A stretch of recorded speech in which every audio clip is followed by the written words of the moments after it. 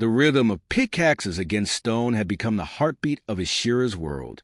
In the dim light of the Murkhold mines, every sound echoed endlessly, blurring into a monotony that dulled the senses. The air was thick with dust, and the faint glow of the crystal veins in the walls provided the only light.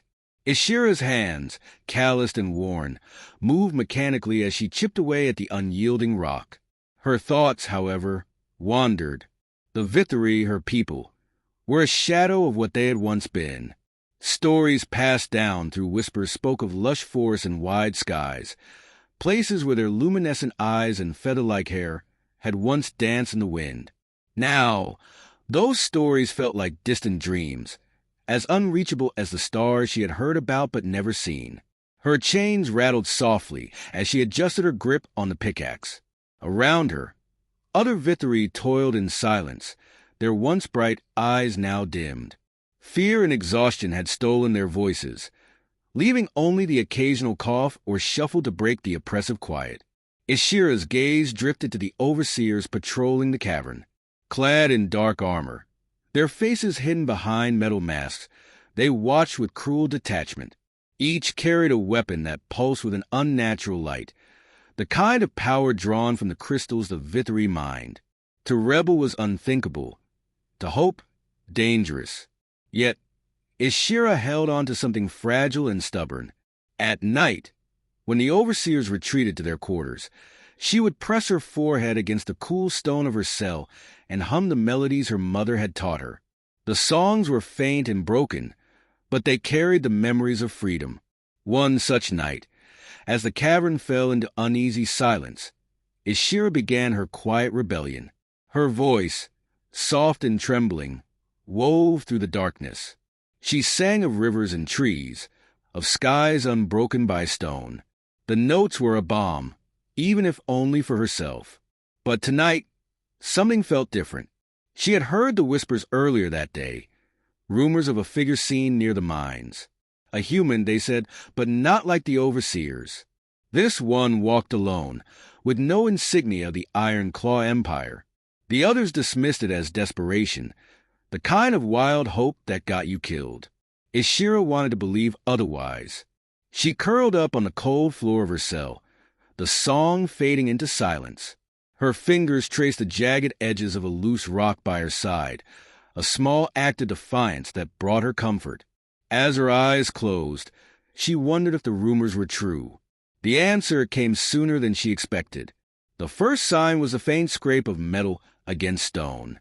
It was subtle, almost imperceptible against the ambient noise of the mines, but Ishira's ears caught it. Her eyes snapped open, scanning the shadows beyond her cell. At first, she saw nothing. Then, a flicker of movement, a shadow darker than the rest. Her heart quickened.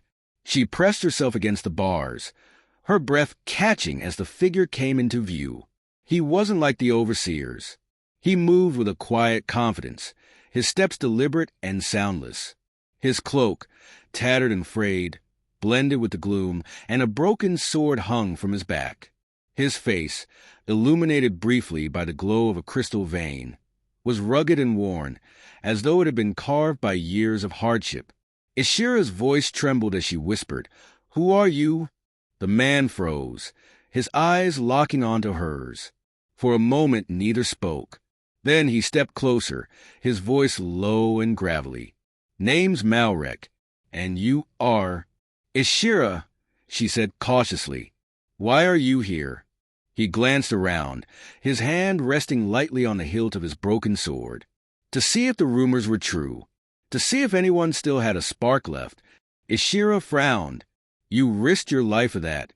Malrek's lips twitched into a half-smile. "Cages don't sit well with me. Yours or anyone else's." She studied him, her mind racing. Humans had brought her people to this place, had chained them and stolen their freedom. Yet here was one who spoke of breaking those chains. It made no sense. "Why should I trust you?" she asked, her voice edged with suspicion. "You shouldn't," he said simply. "Trust gets people killed. But I'm here, and I'm willing to help. Take it or leave it." Ishira hesitated. Every instinct screamed to turn away, to keep her distance. Yet, there was something in his gaze, something fierce and unyielding. It reminded her of the songs she sang, of the defiance she clung to in the face of despair. "What's your plan?" she asked, the words slipping out before she could second-guess herself. Malrek's smile widened, and for the first time in years, Ishira felt a flicker of something she barely recognized. Hope. The days that followed were a whirlwind of whispers and stolen moments. Malrek moved through the mines like a ghost, avoiding the overseers with uncanny precision. Ishira acted as his eyes and ears, using her songs to mask the quiet exchanges of information. The plan was reckless, almost absurd. The overseers were armed with weapons far beyond anything the Vithri could hope to match, and the labyrinthine layout of the mines seemed designed to thwart escape. Yet, Malrek worked tirelessly, mapping routes, sabotaging equipment, and rallying the captives in subtle, undetectable ways. It wasn't without risks. Twice, Malrek narrowly avoided capture, his movements growing more cautious with each close call. Ishira watched him carefully during these moments, noting the way his jaw tightened and his hands trembled ever so slightly. "You're not invincible," she said one night as they crouched behind a pile of ore. "Never said I was," Malrek replied, his tone light, but his eyes betrayed the weight he carried. As the days turned to weeks, Ishira noticed a change in the Vithri. Where once there had been silence and resignation, there was now a quiet determination. The songs she sang no longer felt like solitary acts of rebellion. They were joined by the faint hums of others, the melodies weaving through the tunnels like threads of a forgotten tapestry. Malrek's presence had sparked something none of them had dared to feel for years, the belief that freedom was possible. The night of the escape was shrouded in tension. Malrek had chosen the timing carefully, coordinating the rebellion with a shift change when the overseers would be at their most vulnerable. Ishira's heart pounded as she moved through the tunnels, passing messages and ensuring everyone was in position. When the signal came, a low, mournful whistle that echoed through the cavern, the Vithri sprang into action. Chaos erupted. Cries and shouts filled the air as the captives overwhelmed their guards, using tools and sheer numbers to fight back. Malrek was a blur of movement, his broken sword striking with precision. Ishira stayed close to him, her fear giving way to adrenaline. For the first time in her life, she felt powerful, her chains no longer a weight but a weapon as she swung them against an unsuspecting guard. The path to freedom was perilous, the tunnels collapsing under the strain of the battle. Malrek's voice cut through the din, barking orders and guiding the Vithri through the chaos. Then came the moment Ishira had dreaded. A guard's blade caught Malrek, the steel slicing through his side. He stumbled, his face pale but resolute. "Keep moving," he rasped, waving her off. But Ishira refused to leave him behind. Gritting her teeth, she slipped her arm around his shoulders, half carrying him through the narrow passage. When they emerged into the open air, Ishira collapsed onto the ground, her chest heaving. Around her, the Vithri stood in stunned silence, their eyes reflecting the light of the moon, a sight none of them had ever seen before. They were free. Malrek leaned against a tree, his breathing shallow but steady. Ishira knelt beside him, her hands trembling as she pressed a cloth to his wound. "You did it," she whispered, her voice breaking. "We did it," he corrected, a faint smile on his lips. As the night stretched on, Ishira looked to the horizon, the vast expanse of the world beyond her cage. For the first time, she allowed herself to believe that her people's story wasn't over. The days following their escape were a blur of movement and planning. Freedom, it turned out, wasn't as simple as stepping out of the mines. The wilderness beyond Merkhold was vast and unforgiving, with jagged cliffs and dense forests stretching as far as the eye could see. The Vithri, weakened by years of imprisonment, stumbled through the unfamiliar terrain, their newfound liberty as exhilarating as it was terrifying. Malrek remained a constant presence, though his wounds slowed him down. The gash on his side, hastily bandaged during their escape, was deep, and infection lurked like a shadow. Ishira watched him closely, her concern growing with each passing day. "You can't keep pushing like this," she said one evening as the group made camp. The Vithri huddled together around a small fire, their glowing eyes reflecting the flickering light. Malrek sat apart from the others, sharpening his broken sword with slow, deliberate strokes. He didn't look up. "Stopping isn't an option. It is if it kills you," Ishira countered, her voice sharper than she intended. That made him pause. He glanced at her, his expression unreadable. "If I stop, who's going to keep them safe?" Ishira's chest tightened. She wanted to argue, to tell him that he didn't have to bear the weight of everyone's survival alone. But the truth was, the Vithri looked at him now. He had become their anchor, their guide through an unfamiliar world. "You don't have to do it alone," she said quietly. For a moment, something softened in Malrek's gaze. He opened his mouth to reply, but a rustling in the bushes nearby silenced him. His hand went to his sword, his body tense despite his injury. Ishira froze, her heart pounding. The firelight flickered as the group fell silent, all ears straining to catch the faintest sound. Then, from the shadows, a figure stepped into view. It wasn't a guard, nor was it a Vithri. The creature was unlike anything Ishira had ever seen, with skin that shimmered like the surface of a pond and eyes that glowed faintly blue. It stood on two legs but moved with an animalistic grace, its head tilting as it regarded the group with curiosity. The Vithri whispered nervously, shifting closer to one another. Ishira felt a jolt of fear but forced herself to stay still. Malrek didn't lower his sword. "Friend or foe?" he called, his voice steady despite the tension in the air. The creature blinked slowly, as if considering his question. Then, in a voice that was both melodic and alien, it replied, "Neither." "I am a watcher. What do you watch?" Malrek asked, his grip on the sword unwavering. "Everything," the creature said simply. It stepped closer, its movements fluid and unthreatening. "You have disrupted the balance. This is interesting." Ishira found her voice. "Who are you?" The creature turned its gaze to her, its glowing eyes narrowing slightly. "I am Kaith. This place, this land, it was not made for your kind. Yet here you are, breaking free of your chains and wandering into the unknown. We didn't have much of a choice," Ishira said, her tone edged with defiance. Kaith tilted its head again, a gesture that might have been amusement. "Perhaps not, but choices will come, and you must be ready for them." "What do you mean?" Malrek asked, his voice sharp. Kaith didn't answer directly. Instead, it raised a hand, if it could be called that, and pointed to the horizon. "Beyond the cliffs lies a village. Your people may find shelter there. But beware, human warrior. The chains you broke are not easily forgotten. The Empire will come for you." With that, the creature turned and disappeared into the darkness, leaving behind an eerie silence. The group sat in stunned quiet for a moment before Malrek sheathed his sword. "We move at first light," he said, his voice grim. That night, Ishira found sleep elusive.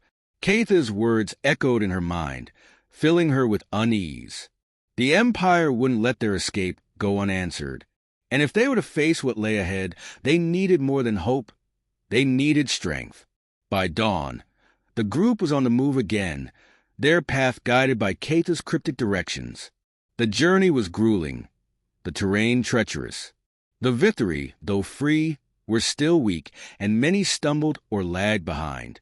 Ishira did her best to keep spirits up, singing softly as they walked.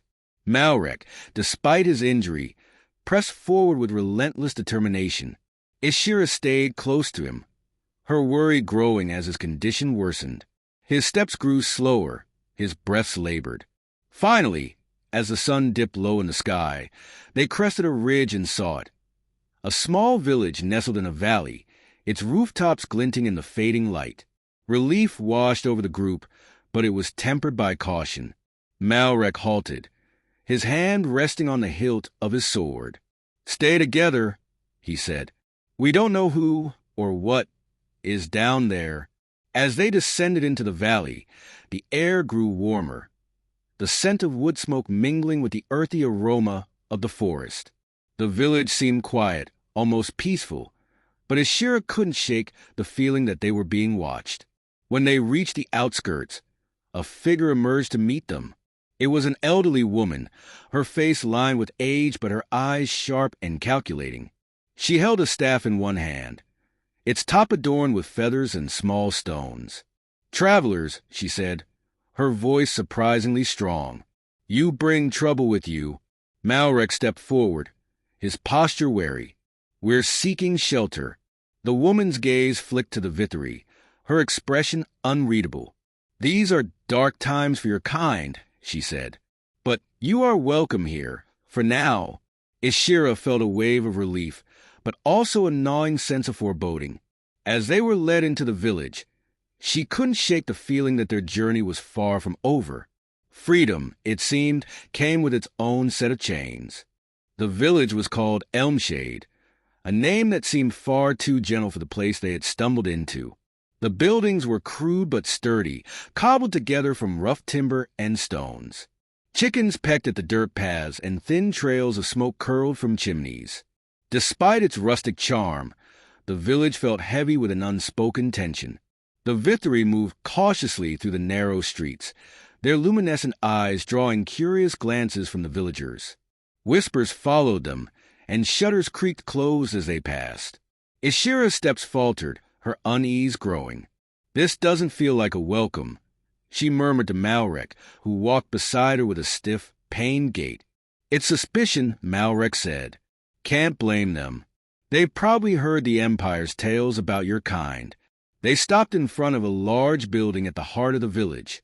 It was slightly more refined than the others, its roof patched with iron sheets and its windows framed with thick glass.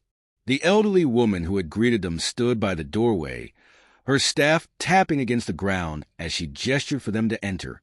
Inside, the air was warm and smelled faintly of herbs. Shelves lined the walls, crammed with jars of powders and dried plants.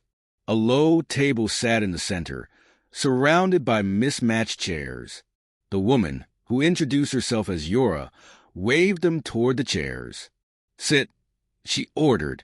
The Vithri hesitated, their nervous glances bouncing between Yora and Malrek.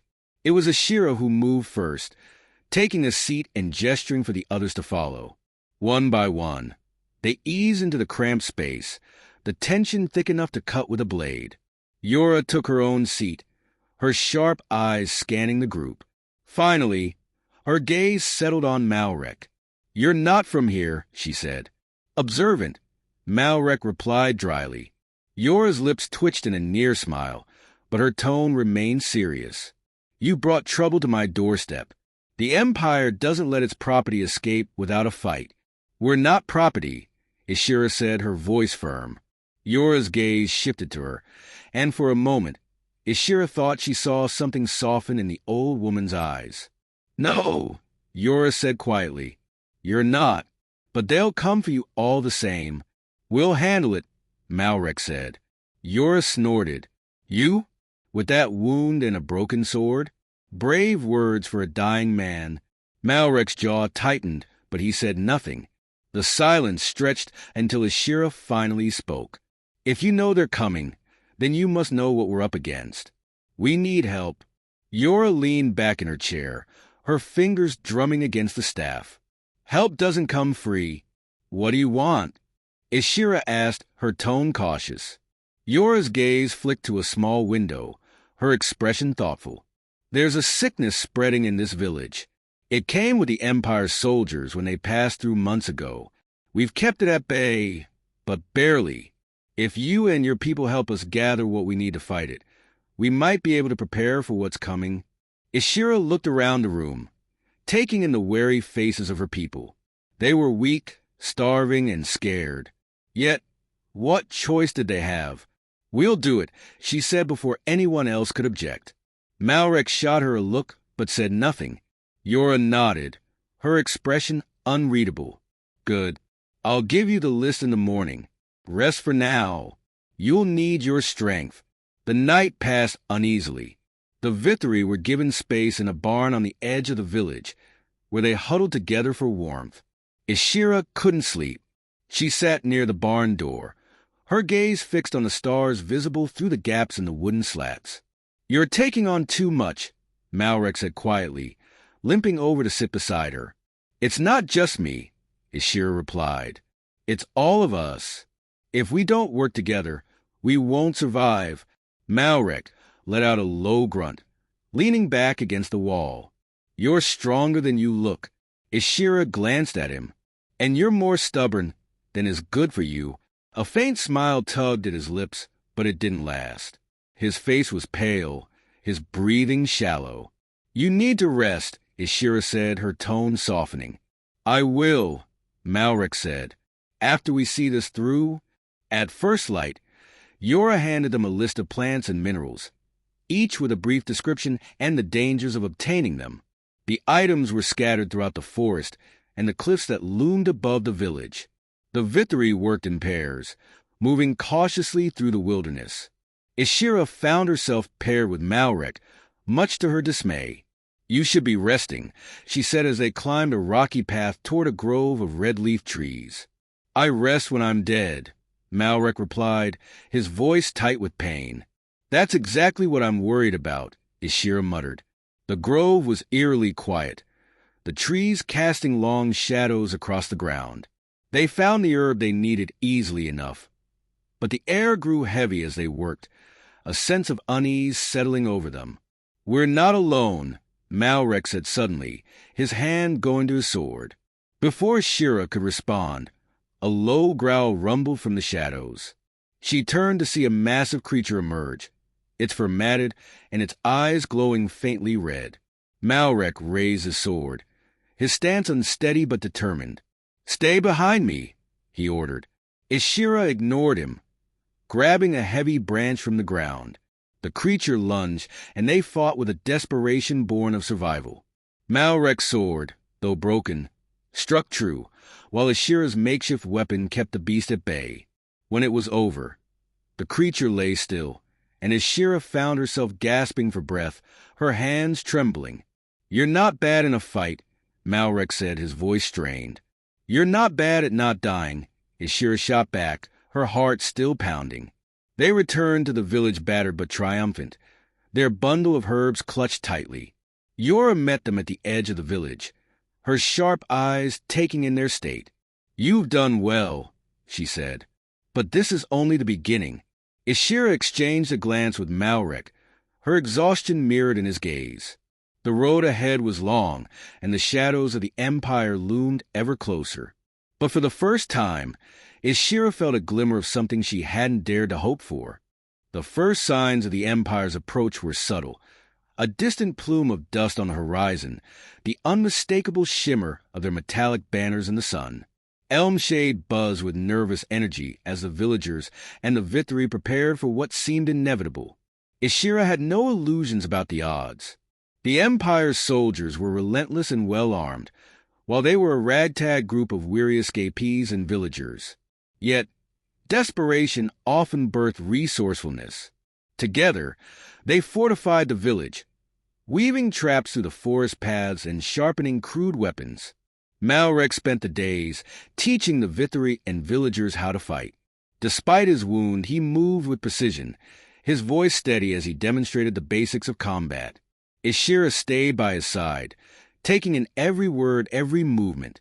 "You're a quick learner," Malrek remarked one afternoon, as Ishira managed to disarm him with a twist of her makeshift staff.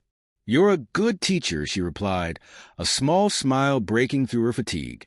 He chuckled, a rare sound that softened the hard edges of his expression. "Don't let it go to your head." But even as they prepared for battle, Ishira couldn't shake the feeling that brute strength alone wouldn't save them. The Empire's power lay not just in its weapons, but in the fear it instilled. That night, as the campfires flickered and the villagers huddled close, Ishira stood on the edge of the forest, her thoughts racing. The stars above seemed impossibly vast, and for the first time, she understood why her ancestors had sung of them. "You look like you're about to march off into trouble." Malrek's voice broke the silence. She turned to find him leaning against a tree, his face pale but determined. "I was thinking," she said. "Dangerous habit," he replied with a smirk. Ishira rolled her eyes but couldn't help smiling. "We can't win this by fighting alone. The Empire's strength is their certainty, that they're untouchable, that we're too afraid to stand against them. What if we break that?" Malrek raised an eyebrow. "You've got a plan." "Not yet," Ishira admitted, "but I have an idea." The next day, Ishira gathered the Vithri and the villagers in the center of Elmshade. Her heart pounded as she stepped onto a makeshift platform, the weight of their expectant gazes pressing down on her. "The Empire is coming," she began, her voice steady despite the lump in her throat. "They think we're weak. They think we'll scatter like leaves in the wind. But they're wrong." Murmurs rippled through the crowd, a mix of fear and curiosity. "They don't know us," Ishira continued, her voice rising. "They don't know the strength we've found in each other, the courage that's brought us this far. And they don't know what it feels like to face a people who have nothing left to lose." She paused, letting her words settle. "But we can't meet them on their terms. We must fight in a way they don't expect. We'll use the forest, the land, the very shadows against them. And when they come, we'll show them that freedom isn't just a word. It's a force they cannot control." A silence followed, heavy and charged. Then, one by one, the crowd began to nod, their expressions hardening with determination. Malrek, standing at the edge of the gathering, gave her a subtle nod of approval. The plan that unfolded over the next few days was as audacious as it was desperate. They used the forest as their ally, laying traps and creating false trails. The villagers, guided by Yora's knowledge of the land, crafted a maze of confusion for the Empire's forces. Ishira led the Vithri in using their natural agility to their advantage. They climbed trees and hid in the shadows, ready to strike from above when the time came. When the Empire finally arrived, their gleaming armor and orderly ranks seemed out of place in the chaotic wildness of the forest. The first trap was sprung before they even reached the village.